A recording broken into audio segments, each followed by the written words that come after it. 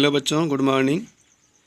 कक्षा 9 विषय जीव विज्ञान में आप पढ़ेंगे द्वितीय सजीव कोशिकांग माइटोकॉन्ड्रिया। बच्चों बता दें, माइटोकॉन्ड्रिया की खोज अल्टमान ने 1892 में किया था। कोलिकर ने इसे बायोप्लास्ट नाम दिया और इसका वास्तविक नाम माइटोकॉन्ड्रिया सी वेंडा ने रखा है। ये कोशिका द्रव्य में छोटे छोटे कणों, तंतुओं, गोलों या छड़ों के रूप में पाए जाते हैं। संरचना। माइटोकॉन्ड्रिया दोहरी झिल्ली से घिरी संरचना है, जिसमें बाहरी झिल्ली सपाट अर्थात चिकनी होती है, जबकि आंतरिक झिल्ली भीतर की ओर अंगुली के समान उभारों के रूप में निकली रहती है, जिन्हें क्रिस्टी कहते हैं। क्रिस्टी पर अनेक टेनिस के रैकेट के समान संवृत कण लगे होते हैं, जिन्हें ऑक्सीसोम या F1 कण कहते हैं। माइटोकॉन्ड्रिया की गुहा में प्रोटीन युक्त तरल होता है, जिसे मैट्रिक्स कहा जाता है। मैट्रिक्स एवं क्रिस्टी पर आंतरिक श्वसन के एंजाइम होते हैं। माइटोकॉन्ड्रिया के मैट्रिक्स में 70S प्रकार के राइबोसोम एवं स्वयं का DNA होता है। माइटोकॉन्ड्रिया का कार्य।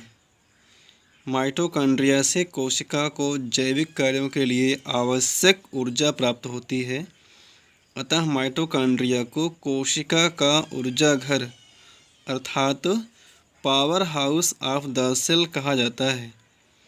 माइटोकॉन्ड्रिया में ऑक्सीशोषण के फलस्वरूप उच्च ऊर्जा वाले ATP का निर्माण होता है। यह ऊर्जा जैविक कार्यों को संपन्न कराने में प्रयुक्त होती है। 1 ग्राम ग्लूकोज अणु के पूर्ण ऑक्सीकरण से 38 ATP अणुओं का निर्माण होता है। बच्चों, ATP का पूरा नाम एडिनोसिन ट्राइफॉस्फेट होता है।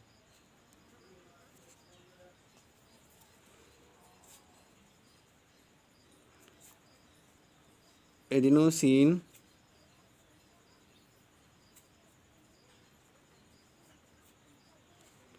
ट्राइफॉस्फेट।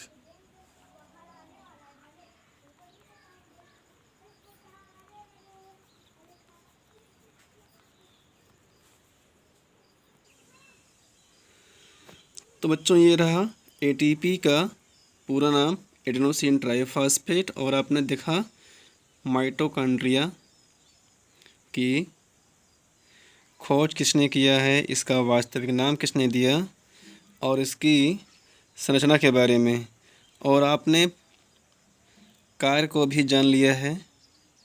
अब देख लेते हैं चित्र के बारे में। तो आपको चित्र में दिख रहा है, माइटोकॉन्ड्रिया के चित्र में एक बाहरी झिल्ली लगी हुई है, जिसे चित्र में दर्शाया गया है बाह्य झिल्ली के नाम से। और जो इसकी आंतरिक झिल्ली है, वह भीतर की ओर अनेक अंगुली के समान निकले प्रवर्ध के रूप में मैट्रिक्स की ओर बनी हुई है, जिसे क्रिस्टी नाम दिया गया है। और आप देख रहे हैं कि माइटोकॉन्ड्रिया के बीच में एक सर्कुलर DNA लगा हुआ है, जो कि सेल्फ ऑटोनॉमस DNA होता है। और इसमें क्रिस्टी पर आप देख रहे हैं, क्रिस्टी के ऊपर अनेकों टेनिस के रैकेट के समान रचनाएं लगी हुई हैं, जिन्हें ऑक्सीसोम या F1 कण कहा जाता है। और इन्हें हम FO F1 कण भी कहते हैं, चूँकि ऑक्सीसोम पर ही जो है आंतरिक श्वसन के लिए इलेक्ट्रॉन ट्रांसपोर्ट सिस्टम की क्रिया संपन्न होती है। जबकि अगर देखा जाए तो जो माइटोकॉन्ड्रिया का मैट्रिक्स होता है, माइटोकॉन्ड्रिया के मैट्रिक्स में जो कि यह एक प्रकार का तरल पदार्थ होता है और इस तरल पदार्थ में अनेकों एंजाइम होते हैं और क्रिस्टी पर भी कुछ एंजाइम लगे होते हैं जो कि आंतरिक श्वसन में सहायता करते हैं। और इन्हीं रैकेट्स पर जब